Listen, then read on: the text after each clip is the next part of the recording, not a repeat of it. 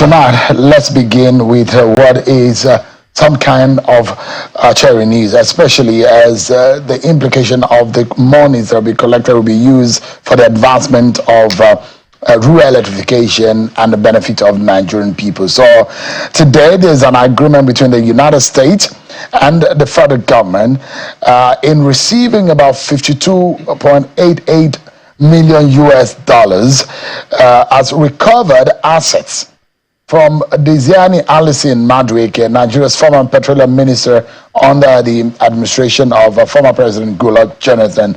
Today, at an agreement signing, the Attorney General of the Federation, Mr. Lateef Fagbemi, and the Minister of Justice confirmed at the formal signing of the asset agreement between United States and Nigeria. The Attorney General of the Federation says that the 50 million naira of the recovered asset would be deployed through the World Bank to develop rural electrification projects, while the remaining 2 million US dollars will be used by the International Institute of Justice to expand the justice system and combat corruption. Take a listen to him. The asset return agreement being executed today also ensures that the return assets are applied directly to developmental projects. As agreed, the 50 million United States dollar of the repatriated funds will be utilized through the World Bank to partly fund the rural electrification project to increase the reliability and availability of renewable energy in Nigeria. While the balance of 2.88 United States dollar will be disbursed as a grant by Nigeria to the International Institute for Justice (IIJ) to support the rule of law and counter-terrorism projects through counter-terrorism capacity building for criminal justice sector practitioners in the East, West, and North Africa. All right, the Ministry of Justice and the Attorney General of the Federation. What does this mean for Nigeria? On this kind of situation, I try as much as possible to bring home the conversation. What does this mean? It's not just all about the signing and all of that, the ceremony. What does this mean for the average person, for Nigeria, and for the future? Try tonight to bring a very senior lawyer and someone who has prosecuted matters like this to give us an understanding of what this means. I have joining me tonight, Senior Advocate of Nigeria, Mr. Wahab Shittu, who is live for us from our Lagos studio. It's good to have you tonight on the program, Mr. Shittu. I know you've prosecuted on behalf of the federal government for the EFCC on this kind of matter as a prosecutor, a lawyer who tried to dig down on issues of corruption in this nature. And this is a non-conviction based forfeiture, isn't it? What does this mean for Nigeria? I think we must commend the United States of America, the U.S. government, and we also must salute the Tinubu administration, particularly the efforts being made by the current Attorney General, Mr. Lateef, Prince Lateef Fagbemi, in ensuring that this happens. It's a major boost for the anti-corruption war being spearheaded by the EFCC and the ICPC. We now know that criminals who take advantage of our collective commonwealth can no longer hide. And what the significance of this is the effective use of asset forfeiture tool to combat corruption. The idea is that when you are seen involving or engaging in corrupt practices, you are deprived of the proceeds of the crime. The idea is to strip you naked so that the crime, the incentive for committing the crime in the first place is taken away. Because the reason why criminals perpetrate crimes is to be able to have access to illicit assets and illicit wealth. So the idea of the asset recovery and the consequent repatriation of such assets is that these criminals are prevented from having access to this loot. And in Nigeria, for instance, by virtue of being a signatory to the United Nations Convention Against Corruption, as well as the Commonwealth Expert Group, a 2005 agreement. Nigeria is on signing with the international community to be able to take advantage of recovery of assets that are unlawfully taken away from Nigeria. In this specific case, we can identify two types of asset forfeiture. The first one is criminal forfeiture. One, when a defendant is taken through the trial process and eventually convicted, the proceeds of the crime is forfeited to the government. That is criminal forfeiture. The other route of forfeiture regime is the one that is described as non-conviction based forfeiture regime, in which case the defendant is never tried. The focus of the recovery is on the assets that is looted. So the defendant either maybe is dead or has taken flight or is unavailable, is not tried, but the state is interested in the recovery of the ill-gotten wealth arising from the crime through the mechanism of civil forfeiture. And this is what has played out here. It is not on record that Diezeani has been tried, but the asset has been recovered from him.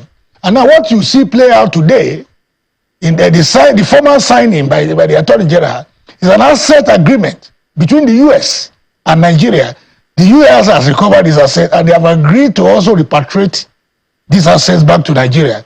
And significantly, the way these assets are to be applied, the details of this, the application of these assets are contained in the agreement.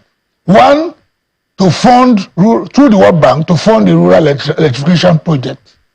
This is going to be of beneficial impact to Nigeria, given the kind of challenge we have, power supply. And secondly, to enhance the quality of justice delivery and combat corruption, as well as also sustain the counter-terrorism measures and the rule of law in the country. These are key areas that are of beneficial impact. Let me jump in quickly. Yes. Yeah. So justice, you would say, is served on one hand because the person in question has not been able to answer to some of these charges because since 2015, the former minister Alison Madueke has been in the United Kingdom. And I remember that Abdulrashid Bawa, the former EFCC chairman, has said they've recovered up to $150 million from loot related or linked to Diezeani Alison Madueke. In fact, that they've also recovered properties worth about $80 million linked to Alison Madueke. Apart from other issues relating to bribery case in INEC and a few other issues related to millions of US dollars. And now, one would say justice sat on in one hand that some of these looted monies are coming back home. Yes. These monies are supposed to be meant for the Nigerian people, yes, are coming back to serve the Nigerian people. Yes. But the question here is that what could be the hindrance or the encumbrance, legally speaking, in terms of jurisdiction that is not allowing Nigeria to prosecute the said former minister adequately? Well, the extradition procedures of getting somebody who has taken flight from a country to another country involves some, legal, compliance procedures that must be satisfied before somebody can be brought or extradited from another country to Nigeria. There are judicial procedures. There are also some administrative and international procedures that must be complied with. I think efforts are being made by successive Nigerian government, particularly this administration, to ensure that those who have fled the country, particularly Diezeani, are extradited back to the country to face their trial. There are two ways, and that difficulty is because you have legal and extra-legal hurdles to surmount if this is to be achieved. I think ongoing efforts are being made. I think what has played out today is also a major plus for the work of the anti-corruption bodies in our country. You can see from this recovery that EFCC is working, ICPC is working, the anti-corruption bodies are justifying their mandate, because this would not have been possible if we don't have international cooperation, if we don't have deployment of technical and other assistance, as well as bilateral and multilateral treaties in place before this result that you see play out today is achieved. There must have been a lot of exchange of information, a lot of deployment of technical assistance, a lot of international cooperation between elements in Nigeria and elements in the UK. What you saw today is the culmination of those efforts. And it also shows that Nigeria is collaborating effectively with international countries to combat corruption in our country. And the US is also cooperating, because this recovery was facilitated by the US. The fact that US has facilitated this recovery ought to be commended. And secondly, for agreeing to repatriate these assets back to Nigeria is also another major plus. Fundamentally, it's also another. If I may jump in quickly to ask you, yeah, right now, and we hear the U.S. ambassador to Nigeria saying at that forum that they would love to monitor so that the spending or the utilization of the funds that it should be used for the benefit of Nigerians. Agree that makes a lot of sense. But when we wonder, the money recovered is Nigeria's money. What is the logic behind the United States routing the money through the World Bank and telling us how to spend the money? For the recovery was facilitated by the U.S. government. And U.S. government has deployed enormous resources in ensuring that this recovery is made. I think it is also in the strategic interest of U.S. to ensure that the funds recovered is utilized. I mean, it's not relooted. You have had speculations in the past by certain allegations of assets looted, being relooted. I think U.S. wants to make assurance doubly sure that the money that is looted is applied for the benefit of Nigerian people. And they are entitled to put in place safeguards, because they are the one who facilitated the recovery. And what they have done, if you look at it realistically, the items for which the recovered funds are to be applied are generally of beneficial effects to the Nigerian people. Rural electrification through the World Bank. Disbursement to the World Bank for rural electrification will boost energy supply in our country, and that will translate to meaningful development. Without power, there's no way any meaningful development can be achieved. Secondly, the issue of enhancing the justice delivery system of our country is very critical to democracy, because there's no democracy that can be achieved without sustaining the element of justice or enhancing the quality of our justice delivery system. And again, we also know that we need to combat or counter corruption. Corruption is a major, militating effect against our developmental progress as a country. This country is highly endowed with human resource capacity. But part of the problem that we have been having successively for many years is this endemic corruption in our society.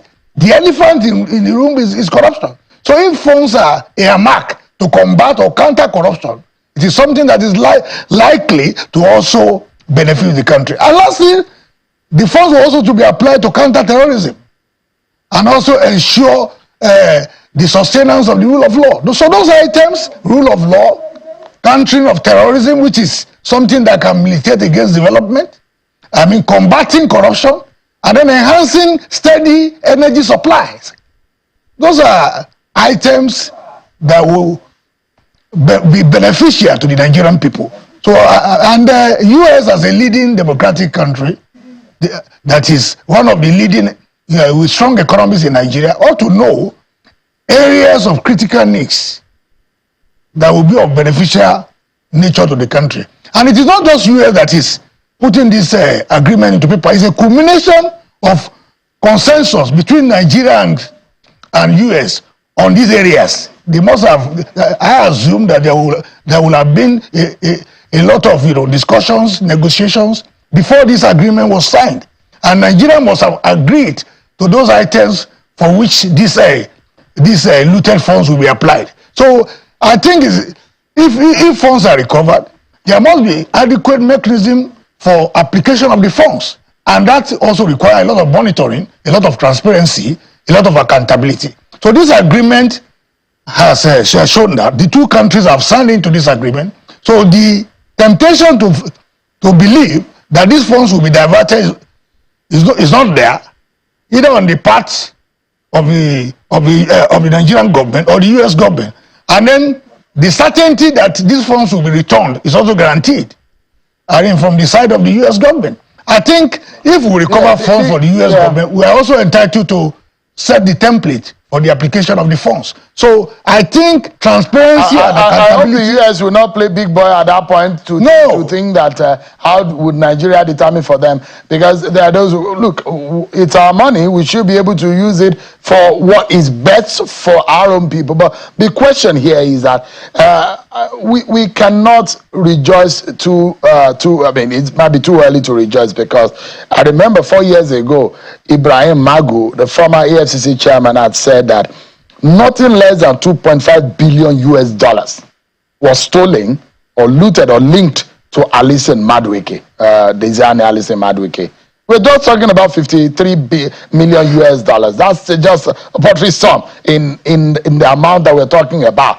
Past EFCC chairman have said they've recovered about 115 million US dollars and all that. There's still so much money to be recovered. And it does look to me that an easier way, because we've been on these Diezeani Alison Madueke and loot linked to her for over 6-7 years now, since the loss of the election of the Goodluck Jonathan government. But the question is how do we get much of these funds that are still hidden in foreign climes?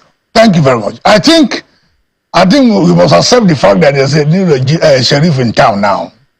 The Attorney General of the Federation, Prince Lateef Fagbemi, you can see that he's committed and committed to this process. EFCC under Ola Oladepeku is also committed to this process, and ICPC is also playing a huge role. The kind of recoveries that have been made, particularly in recent times, is mind-boggling, which shows the commitment of the Tinubu administration to fight corruption. But it is not just the Tinubu administration or any administration for that matter that should be saddled with this responsibility. Stakeholders across the board also have a responsibility, including what the media is doing by sustaining this kind of enlightenment program. You are also getting everybody to be, to be on their toes, because except we deploy efforts locally and internationally to recover much of our stolen wealth within and outside the country, there's no way government will have access to funds to be able to drive development. So I think, if people steal our funds with reckless abandon and then take them to foreign shores, it's a minus against the government. This government is trying, for instance, toying with a lot of policy options. But there's no way the government can succeed without access to capital, without access to funds. And we all know that this government may have inherited a lot of debts, a lot of near empty treasury. So some of these recoveries will assist the government in driving the kind of change that it has promised Nigerians to deliver. And it is not sick. Yes. The question here is that have we learned any lesson as a people? How can our country be looted dry to this extent that we all open our eyes and see billions of dollars, not naira, dollars, looted and taken to outside of the country? Thank you. I think the solution is that our government the anti-graft agencies and all the stakeholders must ensure that there are consequences for criminal infractions. When you steal blind, they recover the funds and strip you naked and then send you to jail. Nobody should be above the law. Those who have stolen our country dry should be brought to book. Because when you steal from our collective commonwealth, what you are doing is to deprive our people of access to infrastructural development and democracy dividends. And so, whoever is stealing our country blue is actually a criminal that should be brought to book. And I think the efforts of the anti-graft agencies must be commended, and we all, as a people, must rise to the occasion to ensure that we see something, say something, and also do something, which is the slogan the EFCC has been preaching for a number of years.